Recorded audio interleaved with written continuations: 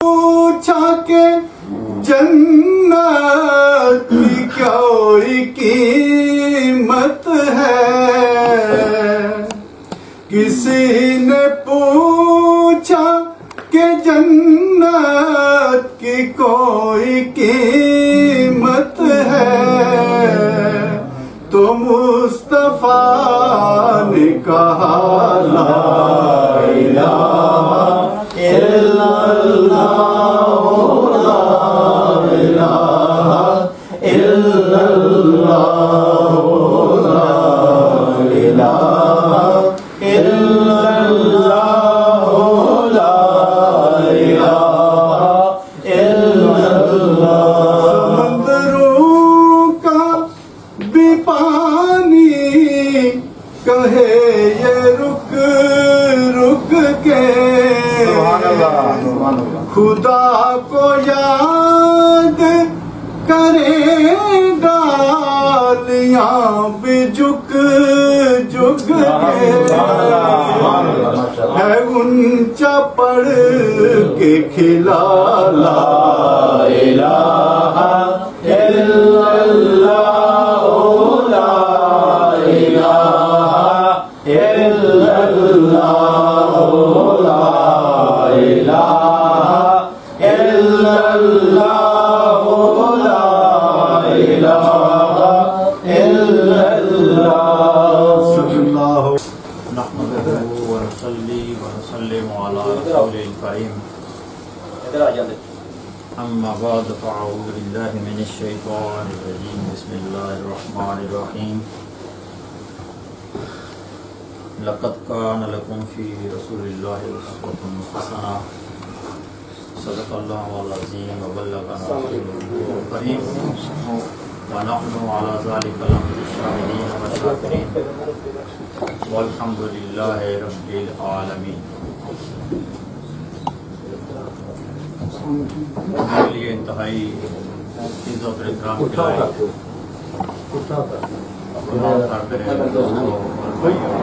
السلام علیکم ورحمۃ اللہ وبرکاتہ۔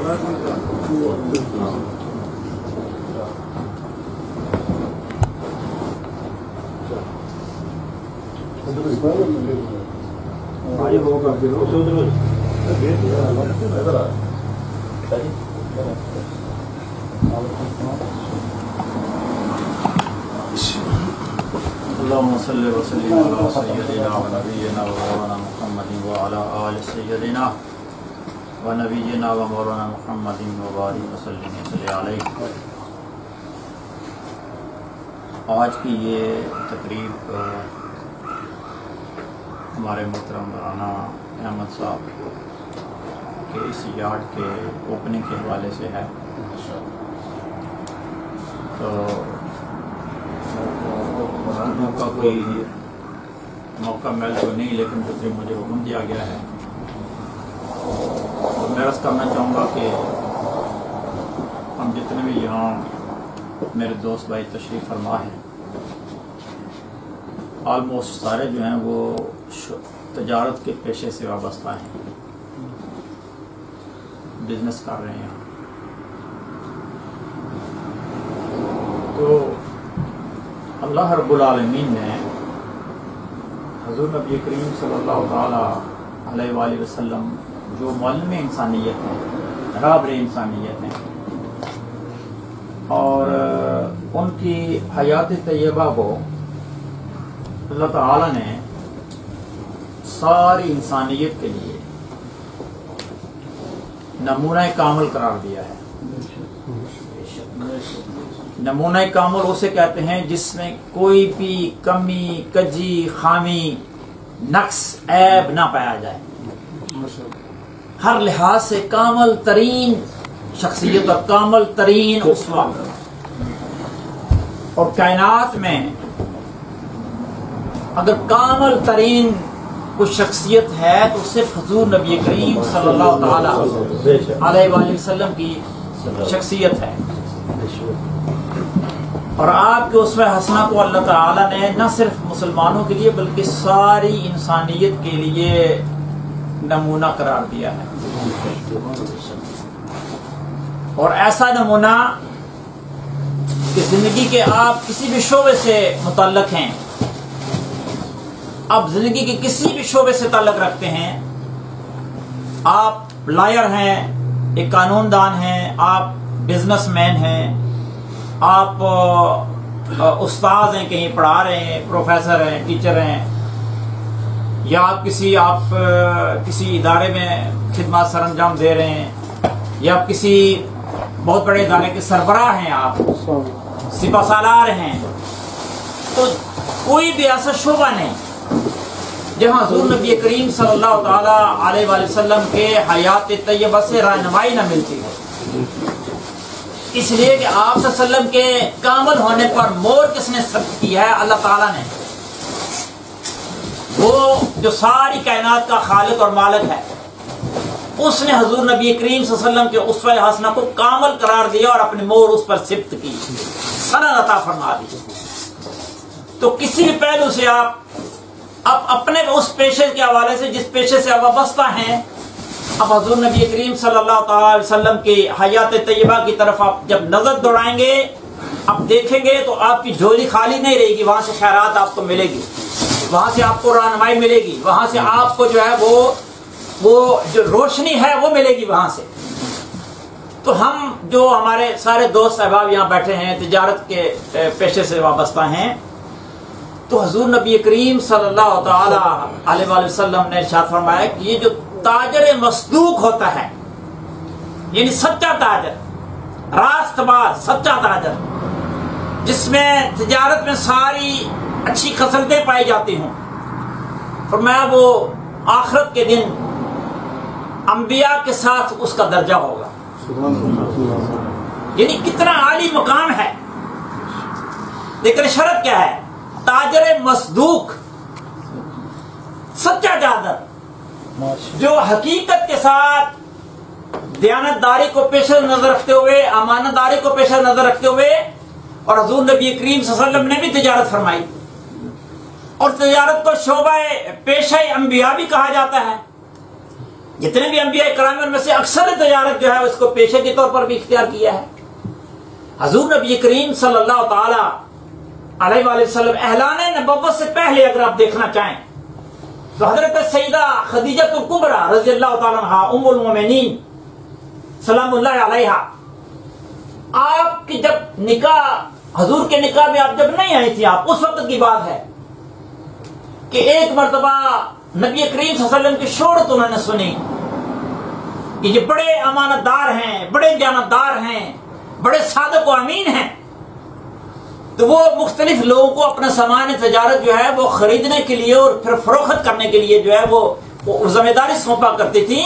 تو انہوں نے حضور نبی کریم صلی اللہ علیہ وسلم کی جو شہرت سنی تو ایک مرتبہ انہوں نے اپنا جو تجارتی قافلہ تھا جو اس وقت ملک شام کی طرف اور دیگر ممالک یمن کی طرف تاجر حضرات جایا کرتے تھے، وہاں سے سامان خرید کر کے لایا کرتے تھے، اور پھر مکہ اور مکہ المکرمہ کے گرد و نواح جو ہے وہاں اس کو فروخت کیا کرتے تھے۔ تو حضرت سیدہ خدیجہ الکبریٰ رضی اللہ تعالیٰ عنہا نے حضور نبی کریم صلی اللہ علیہ وسلم کو یہ ذمہ داری سونپی، آپ سے درخواست کی کہ آپ میرا سامان تجارت جو ہے وہ وہاں یہاں سے لے کر کے ادھر کے لیے فروخت کرنے کے لیے اور وہاں سے لے کر کے یہاں فروخت کرنے کے لیے۔ تو حضور نبی کریم صلی اللہ تعالی علیہ وآلہ وسلم نے وہ جو ڈیل تھی، وہ جو معاہدہ تھا، اس کے مطابق آپ سامان تجارت مکہ المکرمہ سے لے کر کے شام کی طرف آپ نے سفر کیا، اور وہاں وہ سامان فروخت کرنے کے بعد پھر وہاں سے سامان تجارت لے کر کے مکہ المکرمہ میں تشریف لائے، پھر یہاں فروخت کیا۔ تو حضرت سیدہ خدیجہ الکبریٰ رضی اللہ تعالیٰ فرماتی ہیں کہ جب میں دیگر لوگوں کو سامان دیا کرتی تھی سامان تجارت، تو حضور نبی کریم صلی اللہ علیہ وسلم جب میں نے دیا تو وہ اس سے زیادہ مجھے منافع ملا۔ سبحان اللہ۔ اب ایسا بھی نہیں ہے کہ حضور نبی کریم صلی اللہ علیہ وسلم کو ناجائز منافع جو ہے وہ کما کر کے دیا، ایسا بھی نہیں ہے۔ حضور نبی کریم صلی اللہ علیہ وسلم تو اصول عطا فرمانے والے ہیں کہ ناجائز منافع خوری جو ہے یہ حرام ہے تمہارے لیے، ناجائز ہے تمہارے لیے، ذخیرہ اندوزی ناجائز ہے تمہارے لیے۔ فیک جو ہوتا ہے نا، ایک کسی چیز کو ریٹ بڑھانا غلط طریقے سے فریب دے کر کے، اس سے حضور نبی کریم صلی اللہ علیہ وسلم نے منع فرمایا۔ تو حضور نبی کریم صلی اللہ علیہ وسلم جب ان چیزوں سے منع فرما رہے ہیں تو حضور نبی کریم صلی اللہ علیہ وسلم خود ایسا عمل کیسے کر سکتے ہیں؟ نہیں کر سکتے۔ تو نبی کریم صلی اللہ علیہ وسلم نے وہی جو اپنی سچائی ہے، دیانتداری ہے، امانت داری ہے، जो रास्तबाजी है, उन्हीं असूलों को पेश नजर रख करके वो तजारती सफर किया। और वापसी पर जब हजरत सैयदा खदीजतुल कुबरा के साथ वो मामलात बराबर हुए, हिसाब बराबर हुआ, तो उनको पहले के जो तजारती काफिले जब वो दिया करते थे दीगर लोगों की जिम्मेदारियां, तो हुजूर नबी करीम सल्लल्लाहु अलैहि वसल्लम को उन्हें ज्यादा मुनाफा उससे मिला और इस पर वो बहुत ज्यादा खुश भी हुई। और यही वो बुनियाद थी जब बाद में हुजूर नबी करीम सल्लल्लाहु अलैहि वसल्लम की तरफ उन्होंने निकाह का पैगाम भी भेजा। ये कुछ चीजें ऐसी होती हैं, जिंदगी के असूल ऐसे होते हैं, बंदे का किरदार ऐसा होता है, करैक्टर ऐसा होता है, उसके किरदार की रोशनियां ऐसी होती हैं कि दूसरे लोगों के दिलों को मनवर करती चली जाती हैं। वो अपना किरदार तो बनाता है, लेकिन दूसरे जो उसके साथ चलते हैं, उसके साथ मिलते हैं, उसके करीब आते हैं, उसके पास बैठते हैं, उसके साथ चलते हैं, उसके साथ सफर करते हैं, उसके साथ कारोबार करते हैं, उन पर भी वही रंग चढ़ जाता है। वो भी उसी तरह से जिंदगी को इख्तियार कर लेते हैं। इसीलिए हम देखते हैं सहाबा किराम में जब वो तजारत क्या करते थे, उनके अंदाज कैसे थे। हुजूर नबी करीम सल्लल्लाहु अलैहि वसल्लम एक मरतबा बाजार में तशरीफ ले जाते हैं। एक किसी आप ठेला कह लें आज के दौर में, आप छाबड़ी कह लें, आप स्टॉल कह लें, कुछ कह लें, कोई सामान था, कोई जिन्स थी वहां फरोख्त होने वाली, आप सल्लल्लाहु अलैहि वसल्लम ने यूं उसमें हाथ डाला तो उसके नीचे जो थी वो गंदम कह लें, जौ कह लें, जो भी वो जिनास थी, तो उसके नीचे जो है वो गीली थी वो उसका, और गीली जो है नबी करीम सल्लल्लाहु अलैहि वसल्लम ने फरमाया कि ये तुम फरोख्त नहीं कर सकते उस रेट से, ये जो ऊपर तुमने डाले हुए दाने ये खुशक है, नीचे वाले गीले हैं, ऊपर वाले तुम जब तराजू पे रखोगे तो 1 किलो में ज्यादा आएंगे, और गीले दाने जब तुम तराजू पे रखोगे तो वो 1 किलो में कम आएंगे, और कम दाने डालने से 1 किलो जो है उसका वजन पूरा हो जाएगा। नबी करीम सल्लल्लाहु अलैहि वसल्लम ने फरमाया कि ये गलत तरीका है, ये गलत तरीका है। और फिर सहाबा किराम ने इन्हीं असूलों को पेश नजर रखकर अपने जो है ना वो उस तजारत के पेशे को और फिर जिंदगी के दूसरे जो शोबे थे जहां जहां वो उसमें शोबे से वाबस्ता थे, उन्होंने नबी करीम सल्लल्लाहु अलैहि वसल्लम की किरदार से ये रोशनियां हासिल की। हुजूर नबी करीम सल्लल्लाहु अलैहि वसल्लम की हदायत और आप सल्लल्लाहु अलैहि वसल्लम की तालीम और असूलों को पेश नजर रख करके उन्होंने तजारत जो है की, और दूसरे अपने जो पेशे थे उन्होंने इख्तियार किया उसको। अगर हम अपने आज के दौर पर अप्लाई करें तो मैं एक बात ये कहना चाहूंगा कि नबी करीम सल्लल्लाहु अलैहि वसल्लम फरमाते हैं जब 2 पार्टनर होते हैं, जब 2 शराकतदार होते हैं, जब 2 लोग मिल करके काम करते हैं, तो फरमाते हैं कि जब तक वो दोनों में अमानत कायम रहती है, जब तक दोनों में दयानतदारी कायम रहती है, उस वक्त तक अल्लाह ताला उनके माल में, कारोबार में बरकतें अता फरमाता रहता है। जब उनमें से किसी एक के दिल में भी जो है ना वो मैल आ गई ना, किसी एक के जो है ना वो तरीके में जो है वो खयानत आ गई, उसने कहीं खयानत का इर्तिकाब कर लिया, मामला तो दोनों के थे लेकिन एक ने खयानत का इर्तिकाब कर लिया ज्यादा पैसे लेने के लिए, हुजूर नबी करीम से फरमाते हैं फिर उस माल से, उस तिजारत से बरकत उड़ जाती है, बरकत खत्म हो जाती है। तो इस किस्म की ये चीजें हैं। मैं मतलब क्योंकि ये ऐसा मौका नहीं था ना मुझे बयान करने के लिए कहा गया था, तो मैंने जो है वो फिर बदी जो कुछ मेरे ज़हन में था वो मैंने आपके सामने रखा है कि हुजूर नबी करीम सल्लल्लाहु